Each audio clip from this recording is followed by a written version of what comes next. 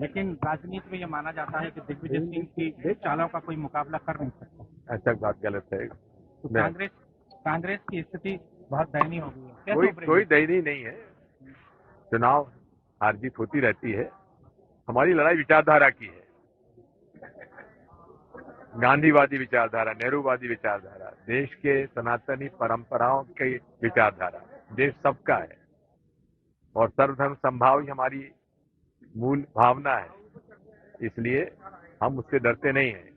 देश में नफरत का जो आग फैलाई जा रही है, हम उसके खिलाफ हैं। लेकिन वो कह रहे हैं कि राम मंदिर हम बना रहे हैं, कांग्रेस तो एक बेकार बात करते हैं। राम मंदिर बन रहा है हमारे लोगों के चंदे से।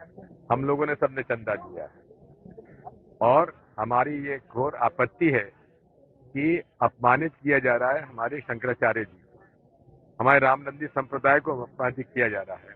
विश्व हिंदू परिषद ने कौन सा ठेका ले लिया धर्म का? उनका क्या अधिकार है इस राम मंदिर पर? ये हम लोगों का पैसा है, हम लोगों का चंदा है। और नरसिम्हा राव जी ने रामालय न्यास बनाया था। चारों शंकराचार्य जी और रामानंदी संप्रदाय के प्रमुख रामनेश्वराचार्य जी स्वामी जी, इनका रामालय ट्रस्ट बनाया जो आज भी कायम है। उसको अधिकार क्यों नहीं दिया निर्माण का? और ये तो वो लोग हैं कि चंपत राय क्या है, विश्व हिंदू परिषद के एक प्रचारक हैं और जिन्होंने की जमीन का घोटाला किया है। ऐसे व्यक्ति को उन्होंने प्रमुख बनाया हुआ है और जो अपमानित कर रहा है, धर्म को बांट रहा है, धर्म गुरुओं को बांट रहा है, रामानंदी संप्रदाय और शंकराचार्य जी के बीच में खाई पैदा कर रहा है। अगर रामानंदी संप्रदाय को देना चाहते हो, हम सब चाहते हैं दे जाए, लेकिन उनका अधिकार नहीं है विश्व हिंदू परिषद का। वहां की पूजा भी निर्भय अखाड़ा करता था, उसका अधिकार क्यों छीना गया है? ये लोग बांटने के अलावा इनके पास कोई काम नहीं है।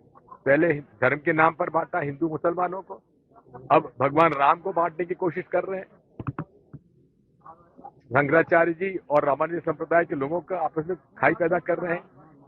फूट डालो राज करो, ब्रिटिश हुकूमत की जो पॉलिसी थी वो आज भाजपा, संघ और विश्व हिंदू परिषद चला रही है। क्या लोकसभा की कांग्रेस के अध्यक्ष खड़गे जी, सोनिया जी और अधीर रंजन चौधरी जी को आमंत्रण किया गया था राम मंदिर के उद्घाटन के लिए, उस पर क्यों नहीं जा रहे हैं?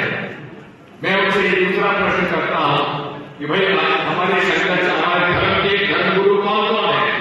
अरे शंकराचार्य हमारे गुरु हैं कि नहीं?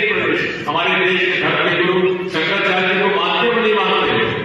क्या हम चंपत राय जी को अपना गुरु मानते या नरेंद्र मोदी को धर्म गुरु मान ले? हम लोग शंकराचार्य जी ने साफ मना कर दिया कि जो हमारी पारंपरिक तरीके से जो मंदिर का शिलान्यास होकर मंदिर का काम होना चाहिए, उसको आप हमारे जो वैदिक परंपरा है उसको नहीं मानते हुए जिस प्रकार से आप कर रहे हैं, इसलिए आपके मंदिर में हम आने के लिए तैयार नहीं है।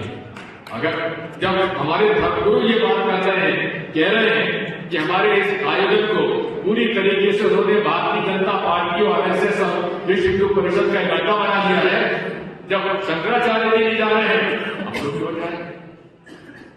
बात वही है, हमें दृढ़ता से हमारे देश जो सनातनी परंपराएं चली आ रही है, जो वैदिक परंपराएं चली जा रही है, जो हमारे धर्मगुरु का अपमान किया जा रहा है और धर्मगुरु को आपस में लड़ाया जा रहा है, रामानंदी संप्रदाय से शंकराचार्य जी को लड़ाया जा रहा है, हम इसका विरोध करते हैं। और इसलिए हम ये भी कहते हैं कि जब मंदिर का निर्माण ही पूरा नहीं हुआ तो फिर उद्घाटन किस बात का होगा? जब मंदिर का निर्माण पूरा नहीं हुआ तो बीच में क्यों किया जा रहा है? अरे मंदिर का उद्घाटन कराने चाहते थे, आप प्राण प्रतिष्ठा कराना चाहते थे, तो फिर रामनवमी पर क्यों नहीं करा रहे हैं? अब जिस दिन भगवान राम का जन्म हुआ है उस दिन आप क्यों नहीं करा रहे हैं? इनका उद्देश्य धर्म नहीं है, इनका उद्देश्य राजनीतिक है। लोकसभा का 2024 का चुनाव का लक्ष्य है। ऐसे धार्मिक आयोजनों का राजनीतिक करने का हम उसका विरोध करते हैं, इसलिए हम उसमें शामिल नहीं हो रहे। अरे हम सब लोगों ने चंदा दिया है तभी तो जाकर मंदिर बन रहा है। यहाँ जितने लोग बैठे हुए बताइए कौन कौन ने उसमें चंदा दिया है? हम लोगों के चंदे का पैसा कहां लगा हुआ है? कोई नरेंद्र मोदी का चंदे का पैसा लगा हुआ है क्या? मैं आपसे कहना चाहता हूं कि ये हमारा पैसा था, और लेकिन हम इसका विरोध इसलिए करते हैं क्योंकि वो इसको एक राजनीतिक अड्डा बनाना चाहते हैं। हमारे भाई मुकेश्वर नंदन जी, हमारे जोशी मठ के शंकराचार्य जी ने जो वीडियो लगाया है, आप उसको अवश्य देखिए।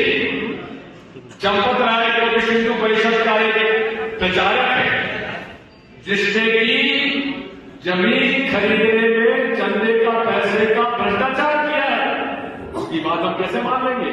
जो हमारा दिए हुए चंदे के जो भ्रष्टाचार करता है, अब उसको मान्यता नहीं दे सकते। उसको कौन सा अधिकार दे दिया है?